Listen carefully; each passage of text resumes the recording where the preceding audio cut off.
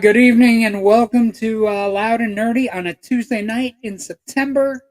Football is here. The fall has begun, Kyle. You're wearing a Batman shirt. I'm wearing a Batman shirt. We're on fire tonight. Completely Good not evening. planned. Good, yeah, completely not planned. I couldn't find my Batman '89 shirt, which is my favorite shirt right now currently.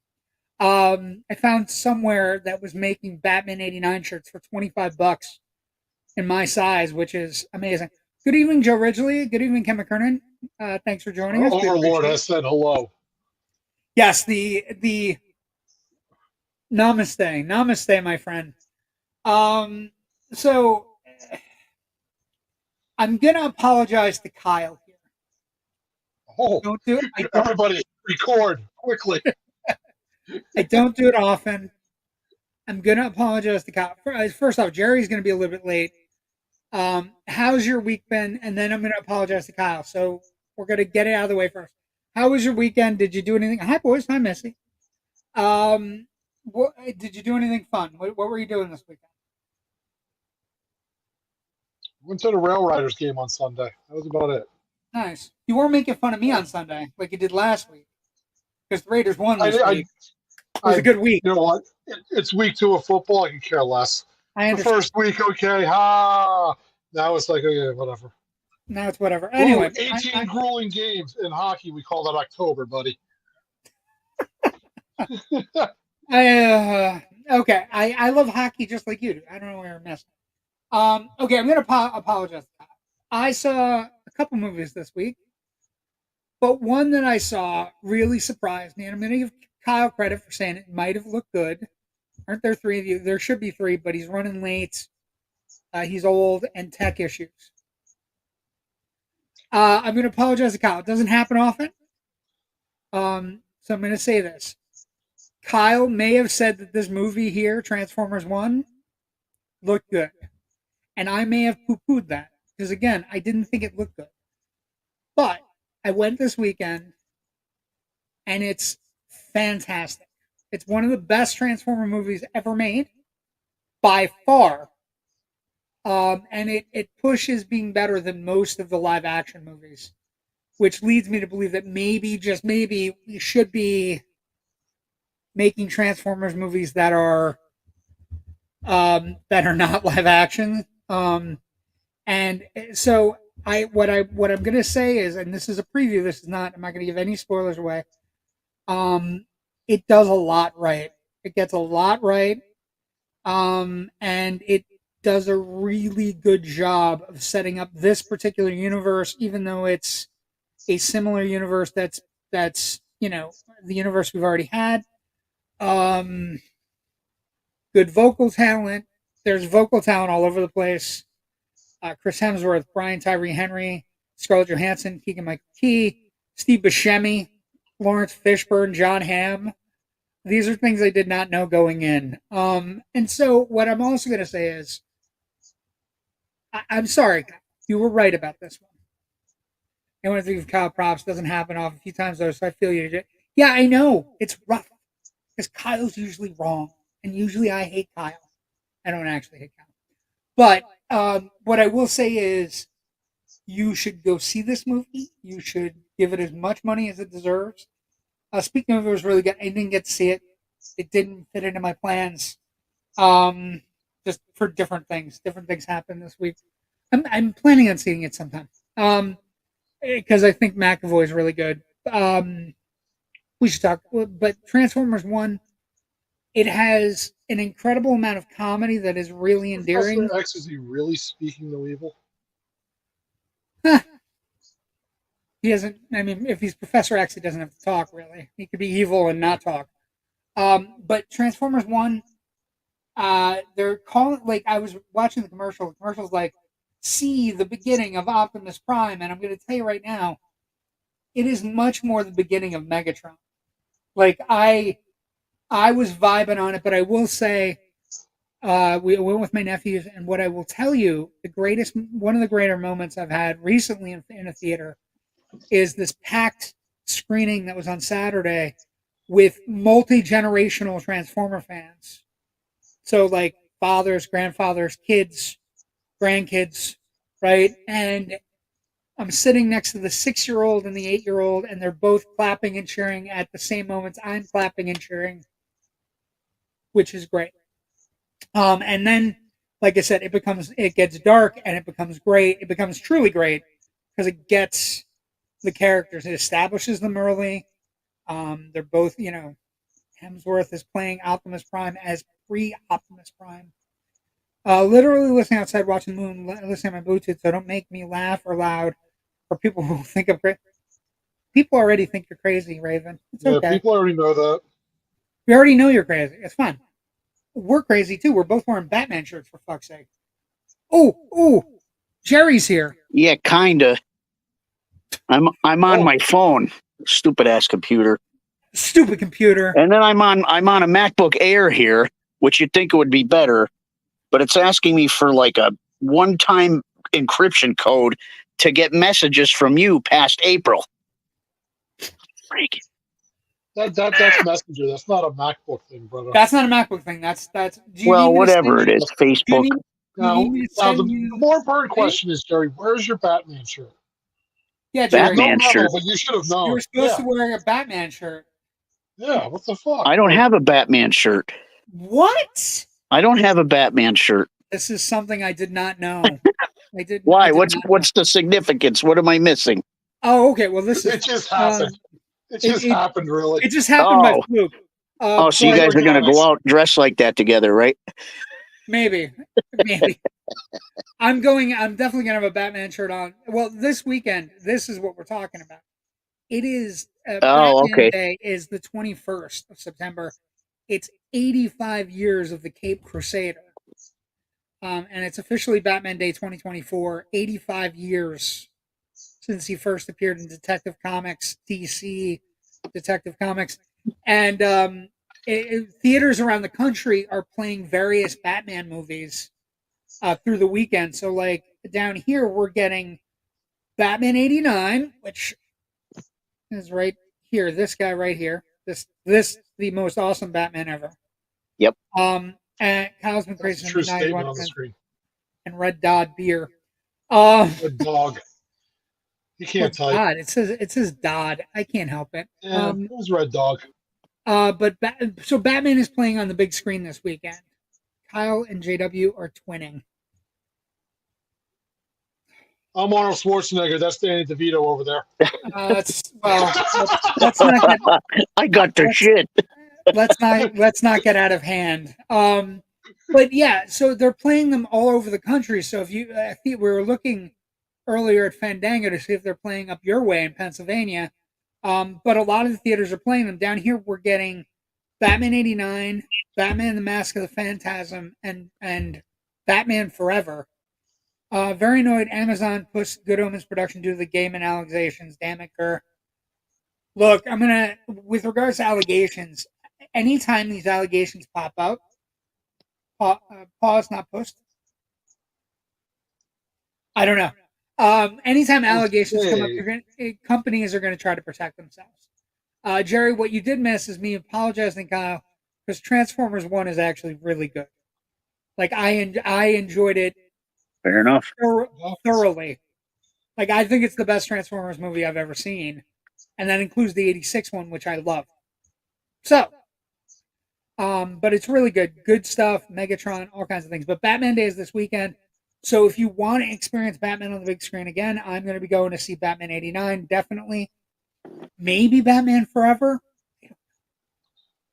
Batman Forever is one of the weird ones. I'm also going to see the Chris Reeve Superman documentary that's coming out this week, which it's only play. It's an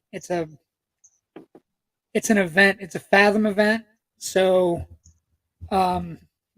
it's this really cool documentary about Chris Reeve, just called Super/Man, and it's basically about how he, after what happened, his story. Batman is Superman. He is Superman. Yes, always. Batman and Superman. Yeah, so Batman and Superman this weekend. I'm going to be heavy into that. But this documentary is getting great reviews. My good buddy Rich Trees, who I do Generation Movie with, said I need to bring a box of Kleenex because he knows how much of a Christopher Reeve person I am. And For that is two reasons, also, but well, that's also one of the reasons that I'm that I'm going to be in theaters this weekend. Also, The Substance is opening, which is another movie that everybody's kind of talking about that we haven't hit upon yet. But this is the Superman thing. Well, I missed it. Oh, Jerry's getting in. We have a second am. Jerry. Hey, can one of you loud nerdy people hits the Superman movie that's Niagara Falls is a film on the Canadian side or the American side? I will check for you. I mean, it's simple. It's Superman 2 is where the Niagara Falls thing happens. I want to say it was the Canadian side. I think it's the American side, but it could be the Canadian side. Let's see if it gets specific about where it was filmed. Canadian side, it was cheaper. It possibly, but For its justice in the American way, go for the cheaper route. hold on. Because remember, the interesting thing about Superman and Superman 2 is they were filmed as one movie. So So while he's looking that up, Raven's hoping to go see Cheech and Chong at the drive-in on her birthday. She's never seen it on the big screen. Well, it's 10 of his plans never work out. location shooting Which one? in Canada, Yeah, Paris, which Cheech Norway, and Chong? and St. Lucia. So that would be Up in Smoke then, probably, because I think that was the first one. Up in Smoke is first, and then it's Cheech and Chong's next movie. Then it's Cheech and Chong's Nice Dreams, and then it's Cheech and Chong's The Corsican Brothers. And remember still Smoking is in there too. Still Smoking is in there too. Maybe Next before Nice movie's my Dreams. favorite though. I like Next Movie the best. Ken is trying to take credit Things are that tough all over. Superman is Canadian. Christopher Reeve. We're taking credit for Christopher Reeve being Canadian.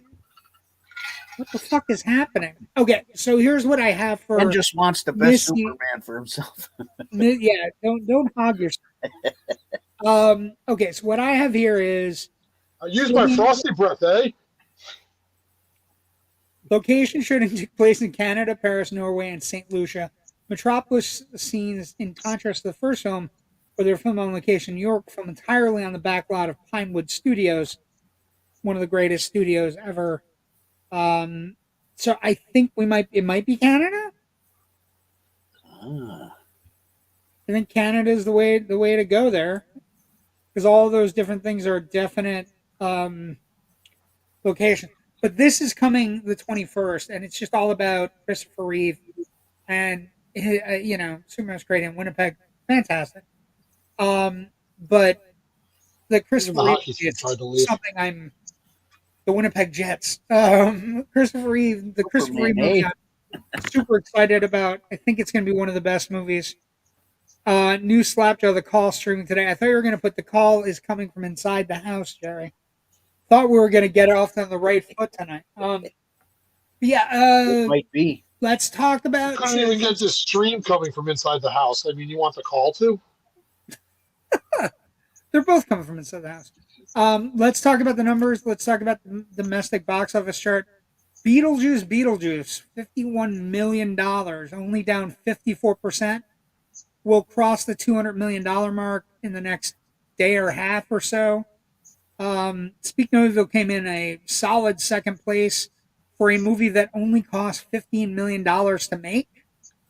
It grossed 11.3, which is pretty great. Deadpool and Wolverine still chugging along with another 5 million, so it's at 621. And if you had, it's now 31 million exactly behind Inside Out for the number one film of the summer. But I think we're done because we're already in Labor Day. So now it's just whatever the number one movie of the year is going to.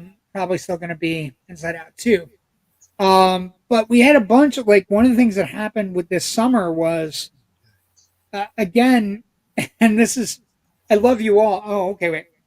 The entire film, they were in New York side. Just trying to find a location where a little boy supposedly fell in because I just wanted to get a picture there. And I figured out by looking at the movie where exactly he may have fallen in. I feel like there should be something that's known, like the spot where the kid would have had, like, no. Okay, so the kid falls in on the Maid of the Mist. The kid falls in. I would assume that's the Canadian side because the side that's looking out into on the ground. I thought she was thinking about where Lois fell, where she tricks him into saving her, right? Where she tries to trick him. Yeah, and he kind of like he doesn't fall fall for it, and then he accidentally later trips on a bearskin rug. Transformers 1 expected to make 30 to 40 million this weekend and kick Beetlejuice out of the number 1 spot. Yeah, we're going to talk about that. We'll get there. I think it's going to make I think Paramount and Hasbro are shooting low, so when it hits 40, because a couple things are happening. This is the first, like, the reviews on Rotten Tomatoes are out of this world for Transformers 1.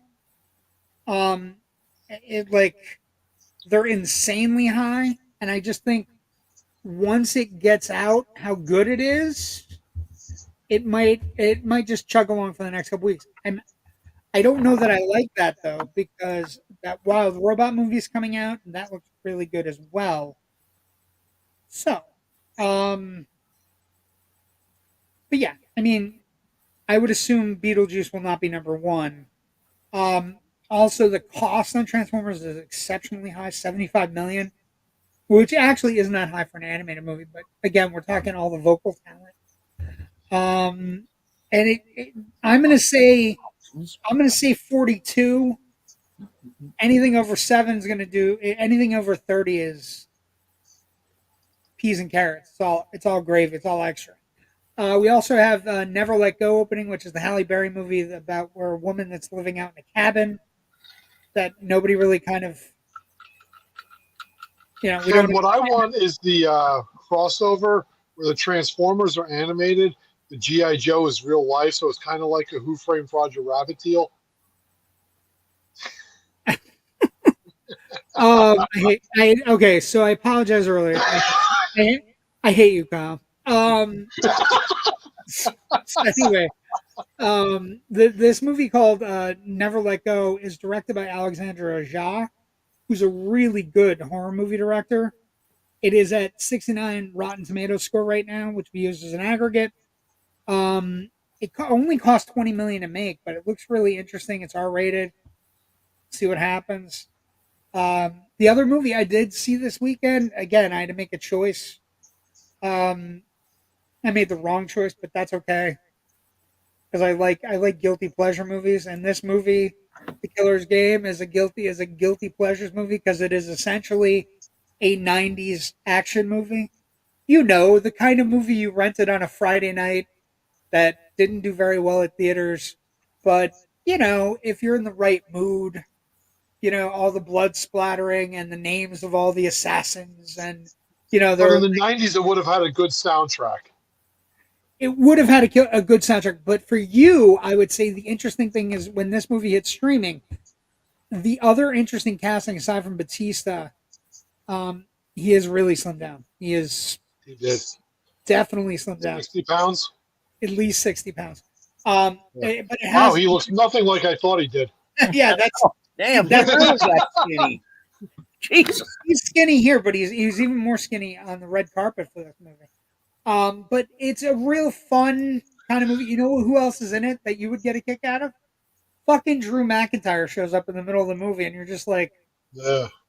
And it's his first time doing a movie, so Batista took him under his wing, and I got to tell you, like, they do the funny thing with McIntyre plays a Scottish hitman with his brother, and they do a thing where even when they're just talking English, they do subtitles for them. That's the kind of movie it is. You know what I mean? Like, it's the kind of movie where they do subtitles for characters that are speaking English. It's the type of movie where all the hitmen have cute little names. It's the type of movie where there's lots of violence and there's not a lot of consequence. You know what I mean? Batista's obviously going to kill everybody. You know, like it's and that's a guilty pleasure movie for me. So I didn't hate it, but it's not. I know it's not great. And I'm going to bring up the immortal words of Sid Michaels, one of my good friends from who passed away a while back. And he said sometimes you have to watch a really bad movie to know how good the good movies really are. And that's what the Killer's Game is. But you know, it was okay. It's going to be on video in a week. It's no Invasion USA, that's for sure. Well, very few things are Invasion USA. I would like that's funny about the Chuck Norris movie. The Chuck Norris movies, since we're going on a tangent, let's go there. My favorite Chuck Norris movie is Silent Rage. Interesting. Silent I Rage. like Silent Rage. Silent Rage is great. Forced Silent Vengeance Rage was and my Code of favorite. Silence. Code of Silent Rage, Silence. Code of Silence, and Missing in Action. The original Missing in Action is pretty great too. Yeah, But then I they like made like Forced 3 other Vengeance. movies. But Code of Silence and Silent Rage. The best thing I could explain to people for Silent Rage, you don't need to know a lot. Just realize it's like Michael Myers versus Chuck Norris. Yeah, basically. Yep. It's hilarious. It's hilarious because he's doing karate with this guy, and the guy just keeps on coming. He's got like I don't know. It's a funny movie. But that was before Chuck Norris, became Walker, and before it became a meme. Be Right Back, Nosy Neighbors. The giraffe was invented when Chuck Norris If uppercutted you just a horse. laughed into the darkness, they would stay away. Just like a it is Halloween season. You got to be careful. But anyway, I mean, Chuck Norris movies. I feel like he was a tier below. I don't know. Like I feel like Schwarzenegger and Stallone were all the way up here, and then Chuck Norris movies were fun, but they were all always canon. You know what I mean? They were always going Globus Productions, so they were always like super. Those are the ones I like. I but don't you feel they always look super cheap? Well, yeah. As opposed to Schwarzenegger's in movies like He didn't have like the mega hit. right, and Schwarzenegger's in movies that should look cheap, but when you rewatch them now, you're like, he spent a ton of fucking money on Red Heat.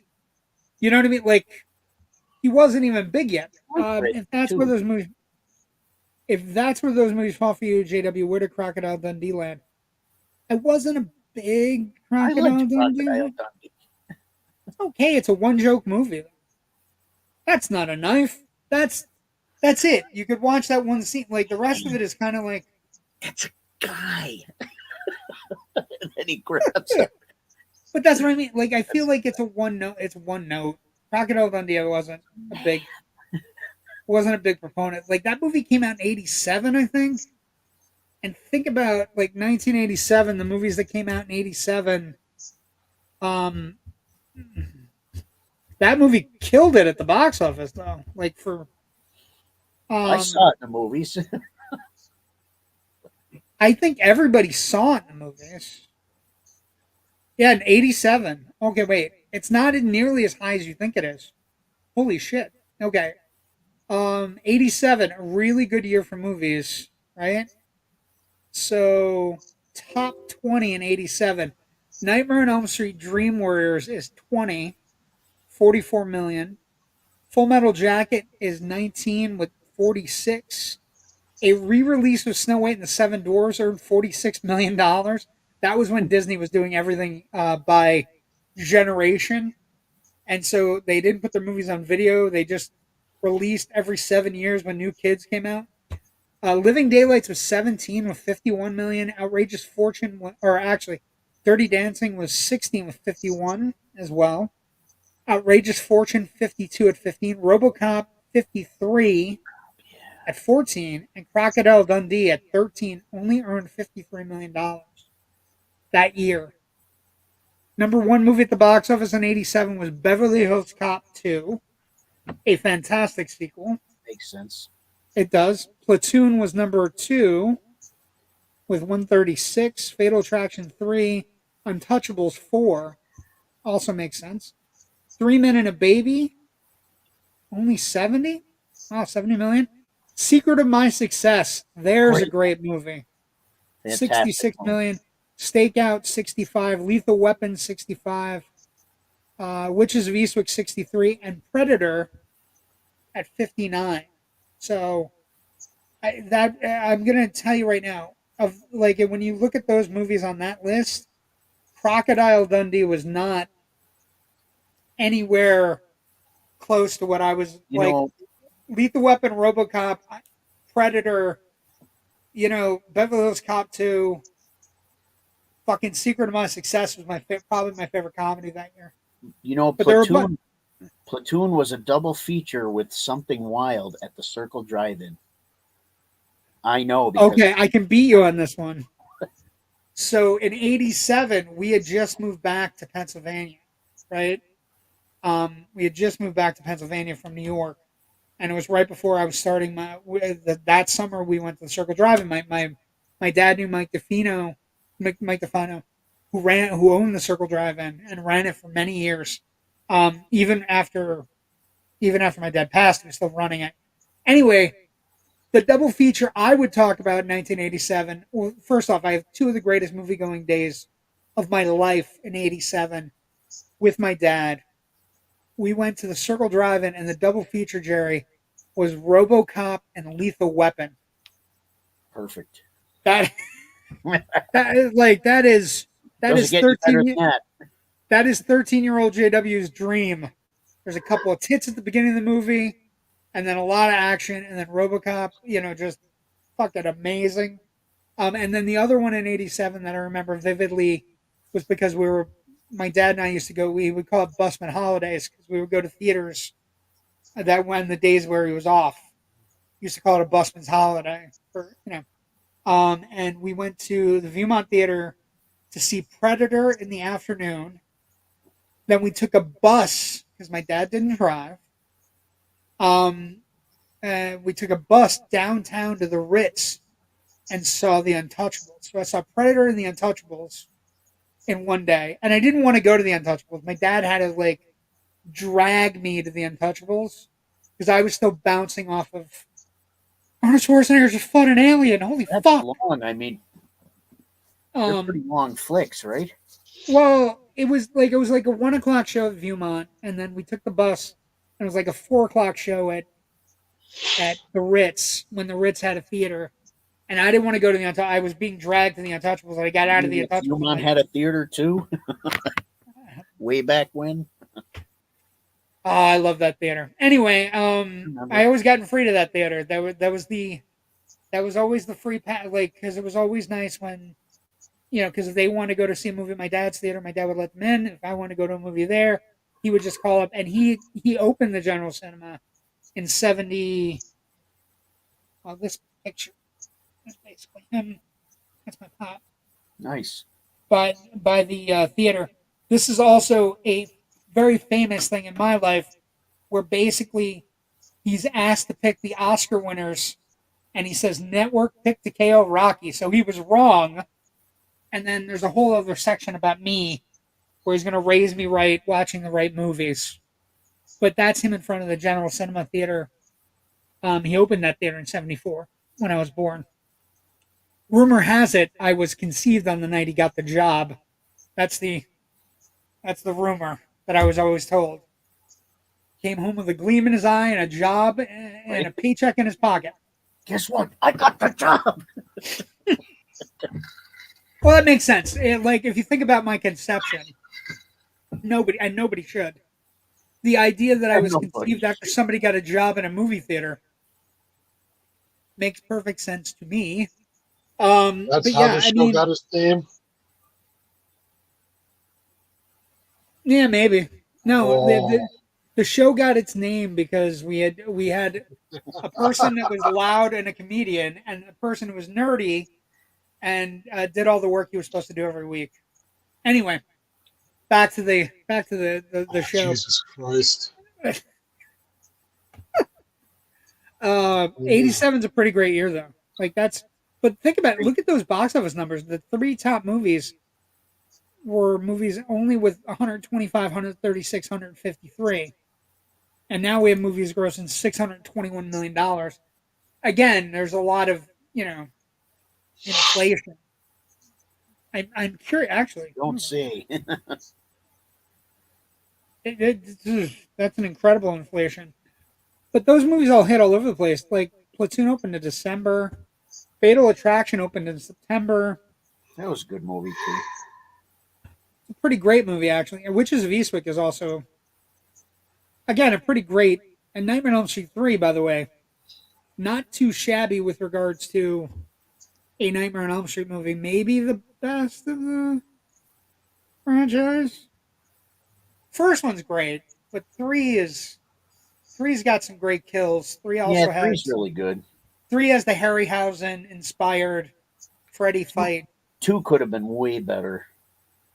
Two is one of those movies that it drug along for me.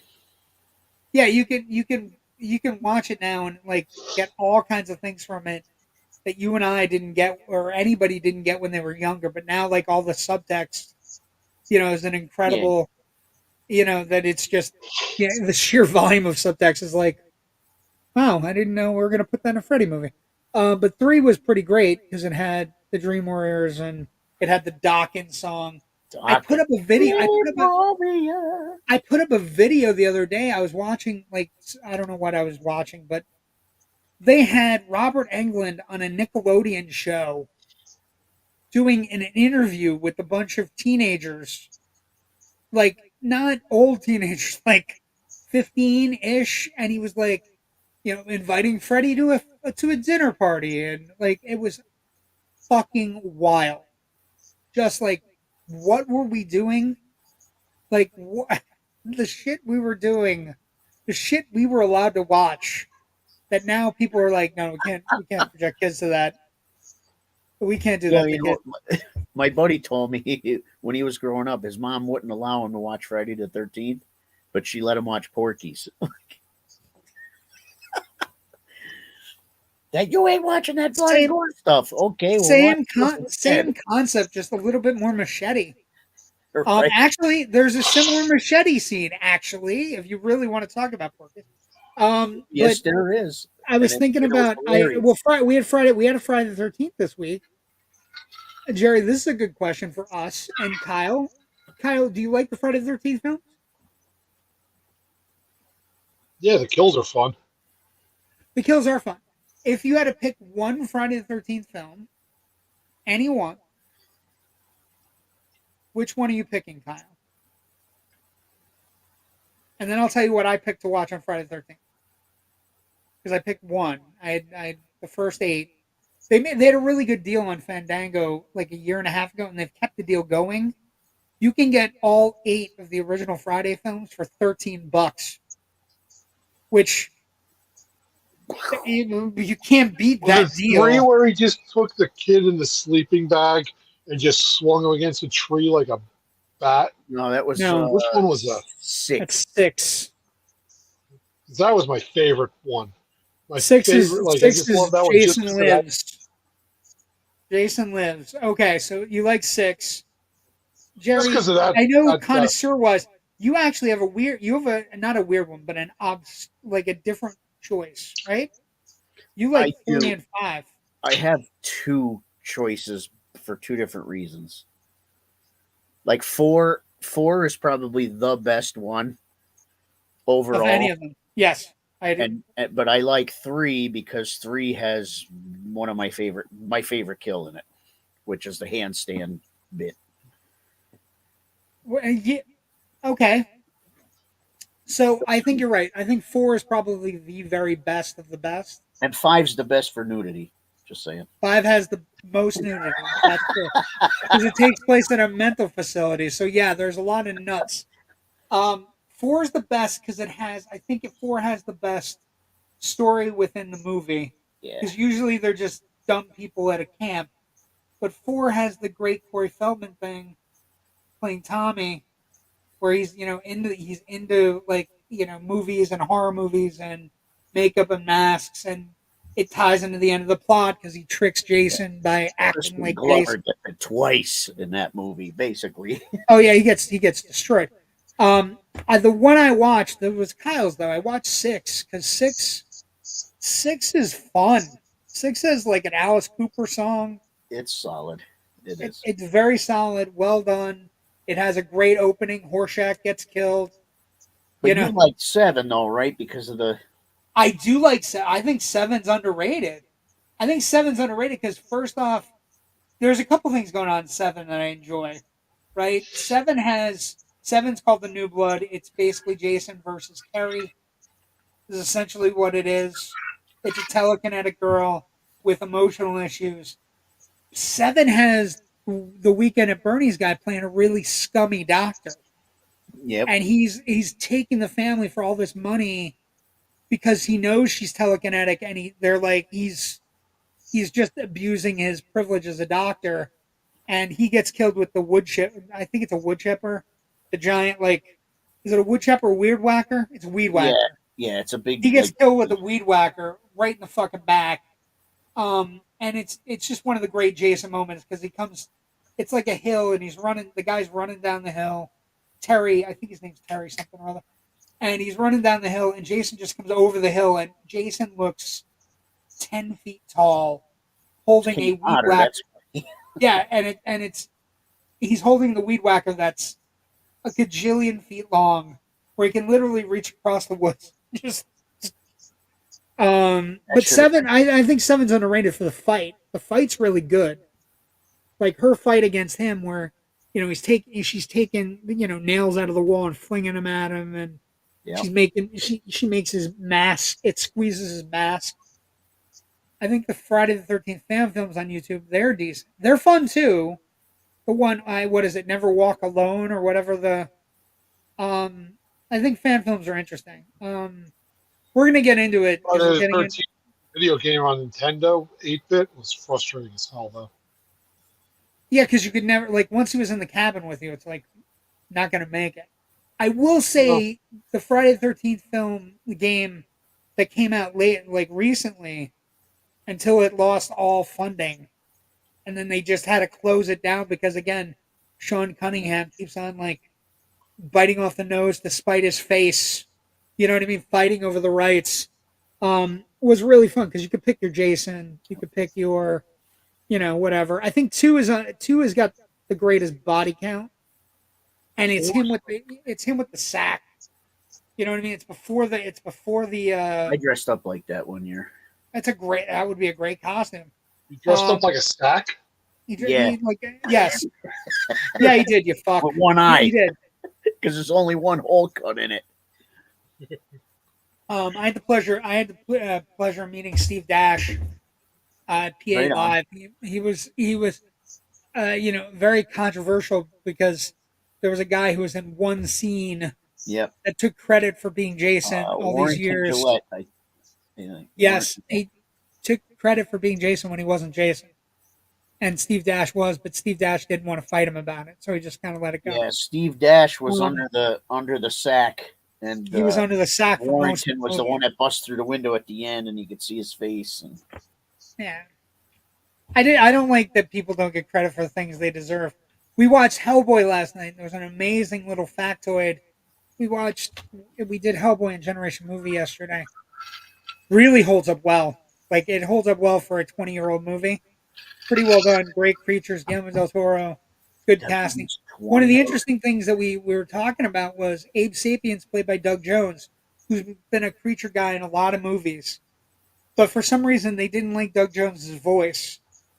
So the voice of Abe Sapien is David Hyde Pierce from Frasier, right?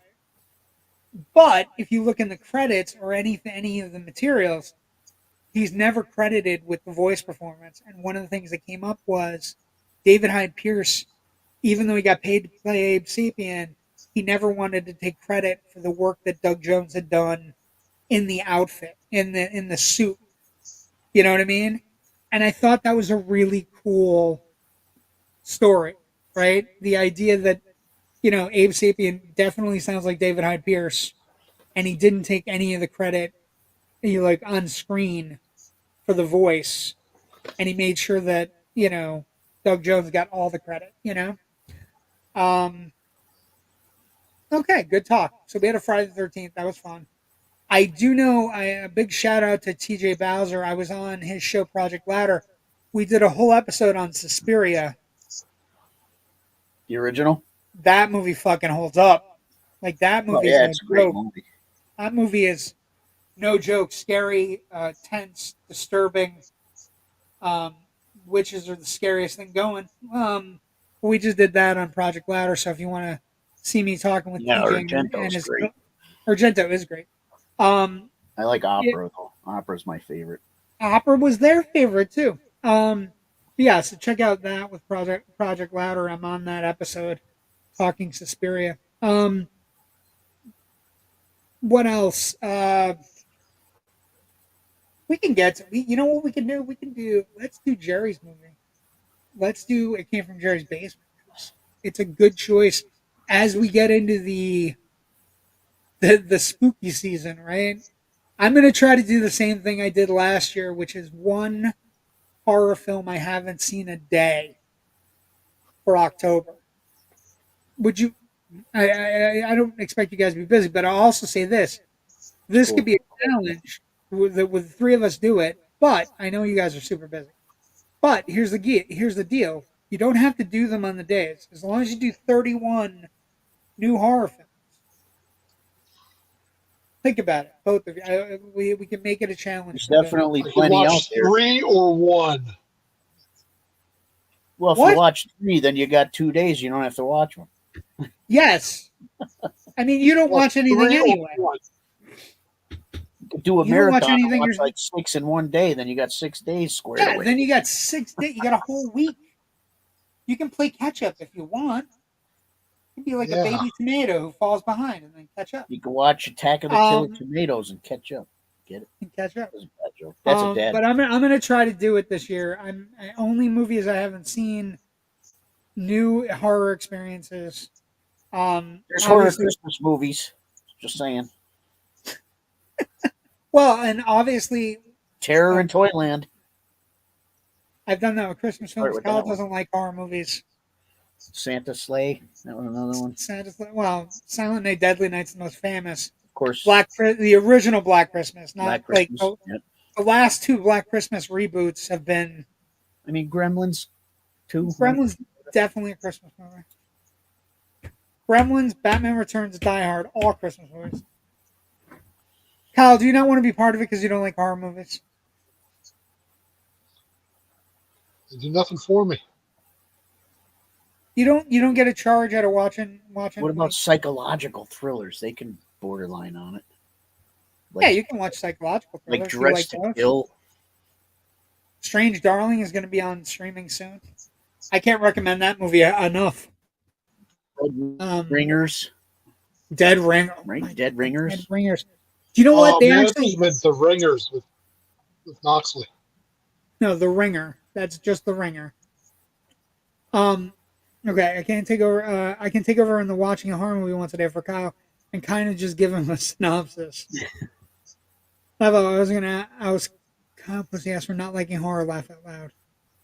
Wow, that was mean, Raven. I mean, I hate Kyle, but I wouldn't do that.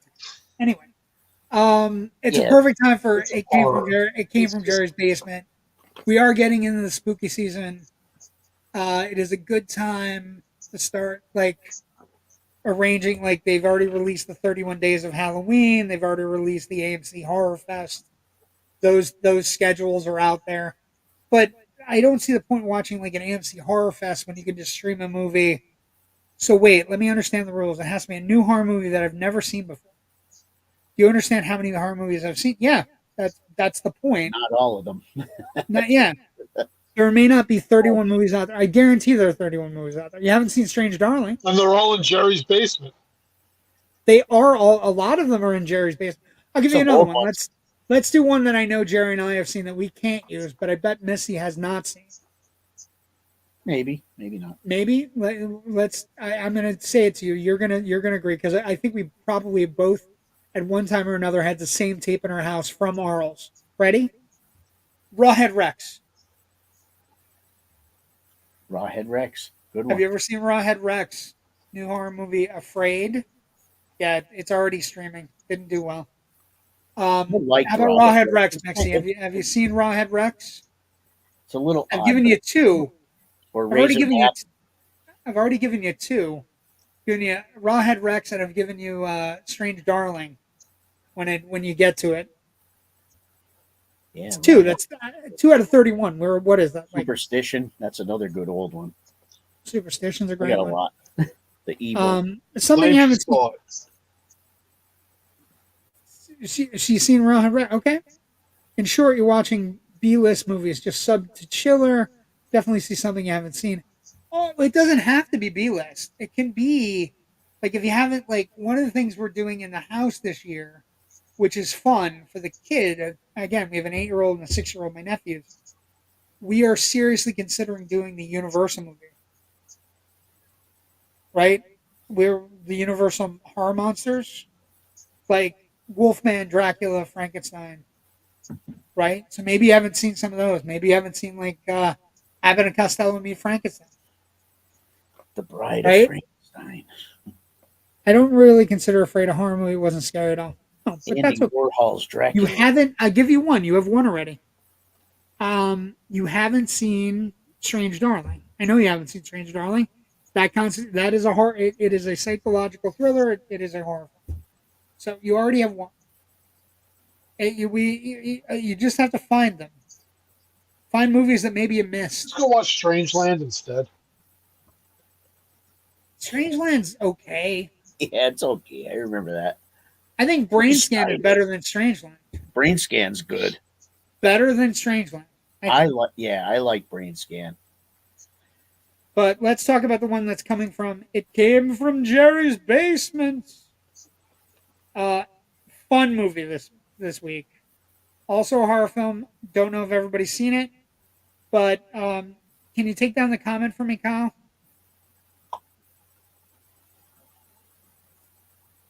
Not watching. Oh, he did. Okay, good. How about this movie here?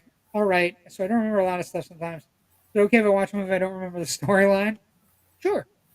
That's not what I'm doing, but that's fine. I can't find Strange Darling. It's not my fault. I want to see it. I know. No, I know. I'm not fighting. Let's talk. This is Jerry's movie. What movie did you pick? I picked George Romero's Martin, Martin. 1977. A fantastic. A new nightmare from the director of. He needs to make a sequel. He's been teasing it for years. He's never going to make a sequel. George Romero's Martin. See it with someone you're sure of.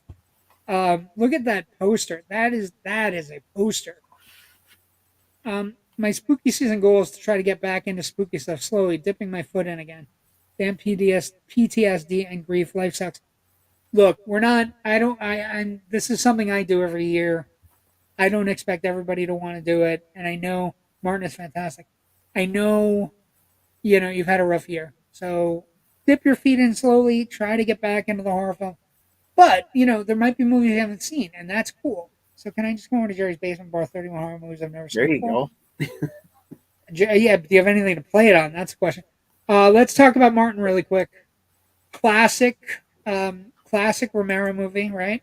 1977, written, directed by George Romero. Different take John, on a vampire movie. Yeah, it's a different take on a vampire movie. John Amplis stars in it. It's basically,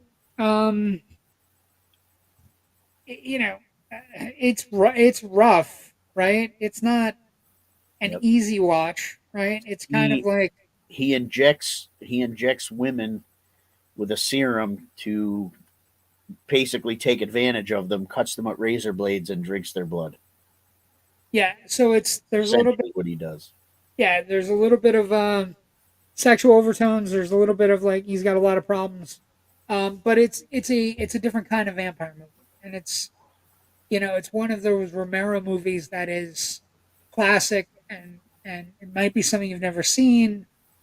You know what I mean? And it's it's unique and different and special, and just kind of like Tom Savini did the makeup and stuff, and he's Yep. it's one of those great movies. No, and he struggles, right? Martin struggles in the movie with what he's doing, and he's talking Yeah, to the radio station, and he's living with his uncle who's superstitious, kind of knows what he's doing, he's figuring it out, and then of course it comes to a climax, right? right. And this, of course, also it's funny we were talking about Argento earlier. This movie, similarly to Dawn of the Dead, was edited for European markets by Dario Argento, and he released it in Italy in '78, so a year later, as the movie Vampire, right? So Wampyr, with the score by Goblin, who is basically the same people that did Suspiria. All things come together, Jerry, for us, right? It Yep, is they like do. on Rotten Tomatoes, it's 90%, right? So it's one of the great classic horror films, classic reviews you might see by important people who are looking at horror films and whatever. Variety wrote in '77, Pittsburgh-based auteur George A. Romero still eliminated by apparently low budgets, but he has inserted some sepia-toned flashback scenes of Martin in Romania that are extraordinarily evocative, and his direction of the victimization scenes shows a definite flair for suspense. You know what I mean? So Yep. it's one of the most interesting movies you'll see. And it's dark, and it takes weird turns, and it's this is him as he progresses through. So he thinks he's a vampire, but he's not. And it's a classic Romero movie, right? With classic Romero tropes. How about this? I just found this. I didn't even know this was in with this VHS tape. It must have been stuck to the side. It's an Anchor Bay like note, and it says you can buy frightful favorites like Hellraiser, The Stepford Wives, Prom Night, and then you open this up, and it has like a thing where you could send out, and all these movies are listed that you can order. I think you should send out the order and see what I happens. should be like Columbia House, right? Like, why is this guy sending us $14.95? I got this with my thing. Can I get anything? Yeah. Or I just opened this box. Joe, I know if I never hear the Romero name again, it'll be too soon. I know, Joe, I know. But again, he's still one of the I know What? he's had a bad run in with Romero. Oh, that stinks. That does stink. Kyle, you're back. Not a fan. I think he's a fan of Romero movies. You're back, Kyle. Good to see you. But Time for the Twilight. now go away. So is the new Joker movie going to be is that going to be for the horror movie challenge? Maybe. I wouldn't say that's a horror film. Crime film? I don't know. I like. A little bit of a thriller. I think there are rumors buzzing that it's going to bomb. There are rumors out there. The reviews are not great. How about Also, with Halloween coming up? We didn't talk about Disney Plus and Agatha all along. we haven't gotten there The yet. 21st. That We starts. haven't gotten there. We're at the end here, buddy. You're going to the The Twilight only Zone. horror movie on Disney would be Something Wicked This Way Comes, right?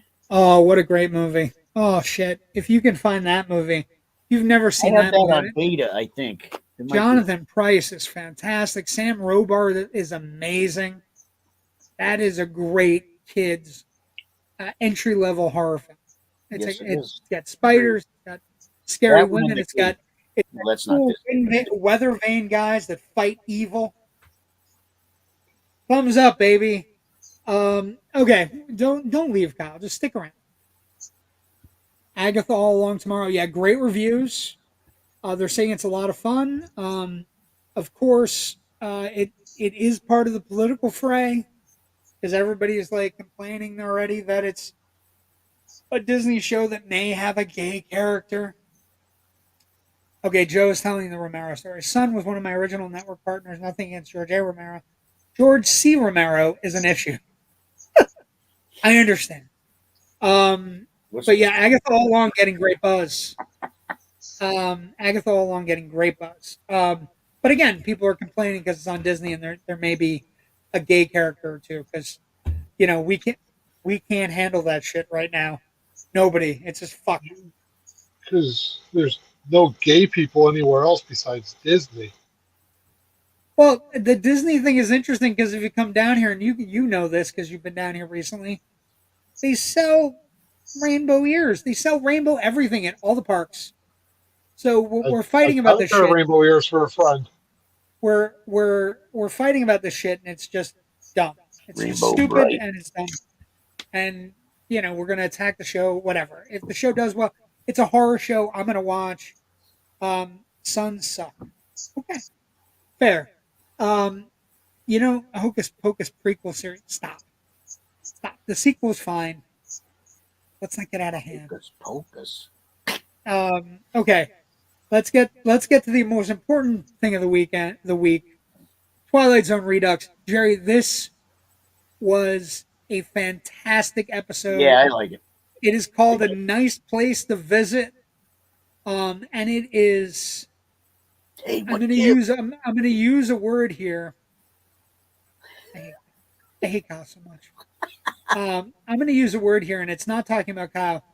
The main character in this episode is a word my grandfather used to use, which is he is a shitheel. He's a bad person. And so the opening monologue of this one is Portrait of a Man at Work. The only work he's ever done, the only work he knows, his name is Henry Francis Valentine. Of course, this is being played over while he's robbing a jewelry store. But he calls himself Rocky because that's the way his life has been, rocky and perilous, and uphill at a dead run all the way. He's tired now, tired of running and waiting for the breaks that come to others, but never to him, never to Rocky Valentine. After the narration continues, after he is shot dead by cops, a scared, angry little man, he thinks it's all over now, but he's wrong. For Rocky Valentine, it's just the beginning. So this episode opens with this character robbing a jewelry store and getting shot dead. And usually that's either the beginning or the beginning, usually the end of an episode, right? But not here. And so what happens is Rocky Valentine gets shot, and he wakes up, or he's awoken by this character named Pip. And Sebastian Cabot, who is a famous, great actor from the 40s, 50s, 60s. He also played Mr. French on Family Affair, for fans of Family Affair. He was in The Sword of the Stone as both the narrator and Lord Ector. He was Bagheera in the Jungle Book. And he also narrated the Winnie the Pooh series. Winnie the Pooh and the Blustery Day, Winnie the Pooh and Tigger 2, and the Many Adventures of Winnie the Pooh. He is one of the great actors of the time. Family Affair, Time Machine, Kismet, Checkmate, all these great movies. He plays a character named Mr. Pip. And Mr. Pip is in an all-white suit. He's a little chubby in the suit. And basically, Rocky Valentine, he tells Mr. Valentine, come with me. I'm your guide, so to speak, right? And the episode plays out where anything that Rocky Valentine wants, he can get from just asking Mr. Pip. Although he calls Pip, I fucking hated this character, Jerry, because he calls Pip Fats the entire episode. I can't fucking stand it. He doesn't know at first, though. He thinks he woke up. He doesn't know that he got shot. Well, he remembers it later in the episode, and it's right. So as you're watching the episode, he asks for $1 million and $5,000 notes. Like, open the drawer and there's $5 million, $1 million bucks. He asks for beautiful women. He's surrounded by beautiful women. He goes downstairs from his hotel room into a casino, and he wins at roulette, and he wins at craps, and he wins at the slot machine. And it just progresses. And, at first he's right. I don't, at first it starts out with like he thinks he's being tricked, or he thinks he's being set up. So like he's like, "Do you want to eat?" Pip, has a steak for him. He's like, Yeah, "I think you it's eat it. poisoned. You eat it." And Pip explains that he can't. He then, says, "I don't like where this is going," and he starts shooting at Pip. And he's like, "Oh, you're wearing a bulletproof vest." And Pip's like, "You can't shoot me. I'm part of the Yeah. area." And he tries to shoot him, and then he shoots a lamp, and the lamp explodes, and he's like, "I shouldn't have been able to miss from here." So Rocky Valentine is this crude, horrible, spiteful, terrible human, and he, there's overtures made. He keeps on saying to Pip, "I don't know how I made it here. This is amazing. I must have done something great. I got everything I wanted. I got everything I want." Right? He dreams of a pool table. It appears, and but one thing gets stuck in his head. He keeps on asking Pip. He's like, "I'd like to see my record. I like, you keep records." He goes, "Yeah, we have a hall of records. You can go to it." And like, so this is Rocky getting shot. This is Rocky winning at craps. And he's surrounded by beautiful women. He has brunettes in one scene. He has blondes in another. He wins at the slot machines, which nobody ever happens. Then the set design gets really intriguing because he takes him out and look at this set, Jerry. Yep. On the wall here that we don't see in the picture, it says Hall of Records 1. And then they walk up the stairs, and all the V's are in the cabinets. Yep. And he starts reading through his file, and he's like, "Oh, I've been put here. I don't know how I got here." And he's reading through his file, and is like, his file is a fucking nightmare, Jerry. He's reading through his file, and it's like, this is him doing that.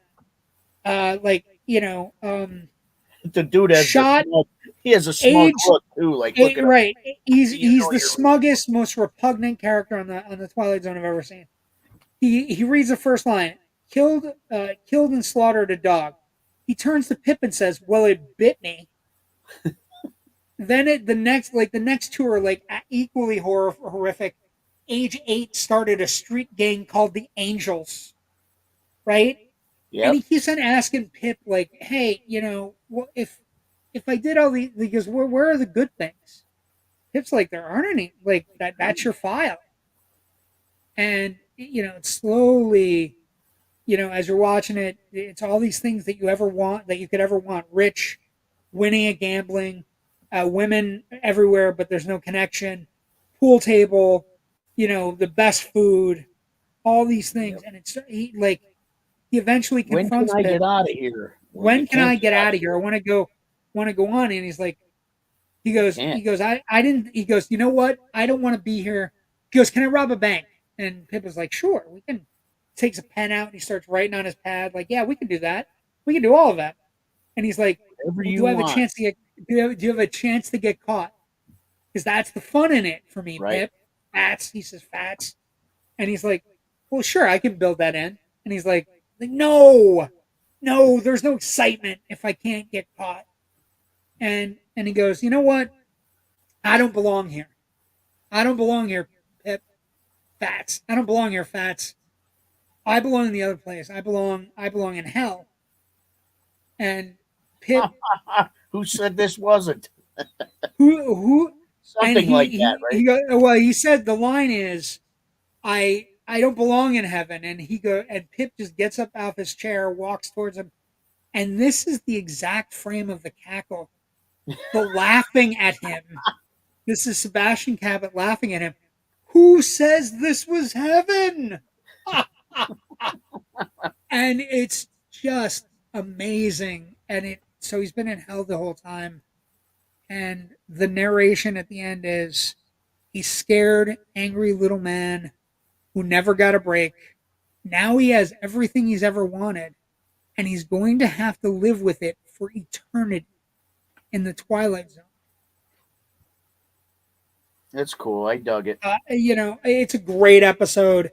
It's not one I've seen before. Sebastian Cabot's fantastic. No, I never saw that one either. A couple of things. Mickey Rooney was originally supposed to play Valentine, but Charles Beaumont proposed should Rooney not be available, that Rod Serling should play the part himself. You know, Mickey Rooney will get a chance again. Larry Bird plays Henry Francis Valentine. He's a piece of trash human, a dark human. In the 60s when this premiered, this is the 28th episode of The Twilight Zone, premiered April 15th, 1960. We're getting towards the end of the season, by the way, just so we're clear. We only have 8 episodes left of the first season. We did 28 already. Wow. We've done 28 already. A nice place to visit was singled out in the 60s for its brazen sexual innuendo.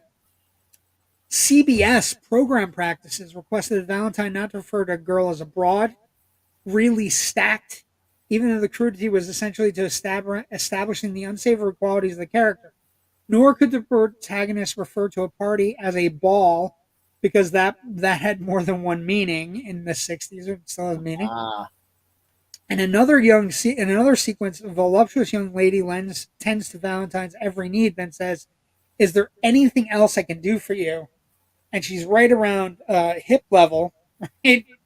And CBS's comment was, "Please be certain that the girl's third speech to be delivered in a sweet manner as described." So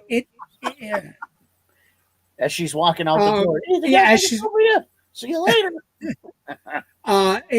This episode also resonates with a lot of artists, and some not so artists. They Might Be Giants had a song called "Hell Hotel," which is based on this episode. It references Sebastian Cabot and producer Bill Krause. Donald Trump, a person running for president, has said that this episode of The Twilight Zone inspired his philosophy of success, commenting, "I fight hard for victory and I think I enjoy as much as I ever did, but I maybe realize that the new victories won't be the same as the first couple." Take that for what you will. And then the other thing that this episode inspired is a phenomenal TV show that is on Peacock right now. Everybody can watch it. Everybody should watch it. It's called The Good Place. It's one of the best TV shows ever made, with Kristen. I went up on her name, but The Good Place. Ted Danson. One of the amazing shows you can watch, but it's based on this episode. It is a clear base on this episode. Next week we go to episode 29, and episode 29 is called Nightmare as a Child. And I'm going to tell you right now, I think it's going to be scary, really scary, because Rod Serling in the build-up after this episode was like, "Are you having trouble sleeping? Watch next week's episode, and you'll have more trouble sleeping."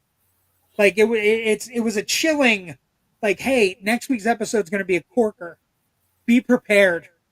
Right? And he usually gives like a little bit of like, this might not go well. But thank you, Raven. I appreciate you. Kyle, come back. We're done. Come on, Kyle. Kyle, what's your favorite Twilight Zone episode of all time? One that's showing Men in Black. Thank you so much. What'd you get? Anything new this week in the Funko Pop world? Show it. Oh, Let's get it. For Agatha, I wanted to put up the 50s version of Wanda and Vision. WandaVision, one of the great shows that we don't talk about properly. I love that show.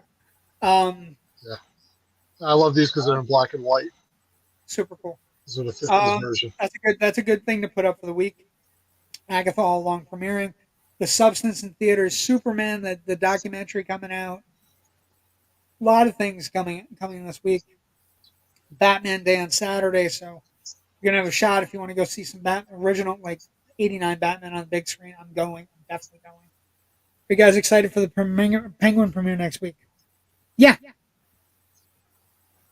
It is the show we never finished. Randy and I were watching this when he passed mid-final season, which really sucks. I'm so sorry, David. That was also one of the shows that me and my former co-host used to fight about all the time. It looks to me, the Penguin show I'm excited about. Agatha all along I'm excited about. Penguin show I'm excited about because I think the Pattinson Batman was one of the better Batman movies we've had. And now that the Penguin is premiering, there's a lot more talk about the Pattinson Batman, who the villains are going to be. That might get a retread of a villain from one of the original Batman movies.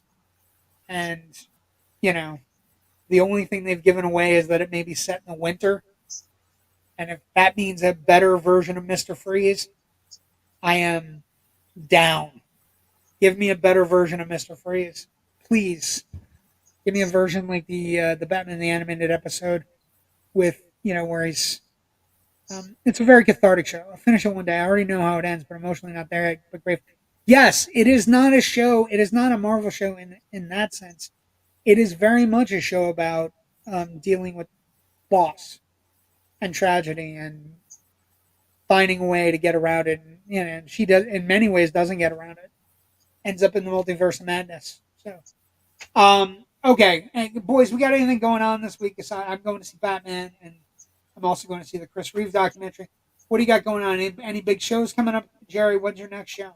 September 27th at Dingbats in Clifton, New Jersey. Nice. Kyle, what do you got planned for this week? What do you got going on? What's going on you haven't started doing any bad mail yet, right? It isn't in the bad mail zone yet. You're a mailman. Yeah. Well, we're not in, we're almost to the point where it's gift given season or Amazon season. Oh no, Columbus Day starts the heavy flyers for that. No, right now we're in political flyer hell. So yes, there's a lot of money being spent in Pennsylvania where you boys are. Okay. A couple things. If you like the show, by all means, like and subscribe down the bottom. Our YouTube page, our Facebook page, our Instagram page. Like and subscribe if you like us. If you would like to have us on your show or anything, let us know. We would be happy to come on and talk. You can find me, JW the Movie Guy, on Facebook, Twitter, or X, whatever the fuck that is. Whatever it is, depending on whatever the day the crackpot decides. Threads, Blue Sky, Instagram, all those different places. You can find me there. Ooh, politics. Got to talk about it sometime. You can find me also on Monday nights doing Generation Movie, although we are off next week. New Slapjaw, The Call, is streaming today. Where can people find that, Jerry? Everywhere. Whatever streaming service you have musically, you'll find it. The Call. Slapjaw, The Call. Spotify, Apple, Amazon, YouTube. Check it out. Check it out. Be there, be square. No Generation Movie next week, but the following week on Generation Movie, we're doing this great movie, The Hudsucker Proxy. Oh, I remember that movie. Oh, that's such a great movie. For kids. Anyway, that's the hook of the movie. For kids. And it's a great movie. Tim Robbins, Jennifer Jason Leigh, and Paul Newman in a rare villain role for Paul Newman. And Jennifer Jason Leigh is doing her best His Girl Friday impression. Salad dressing. Fantastic. Great movie. That's coming up in 2 weeks in Generation Movie. Thank you for joining us tonight. Everybody have a great week. Lots of stuff to watch.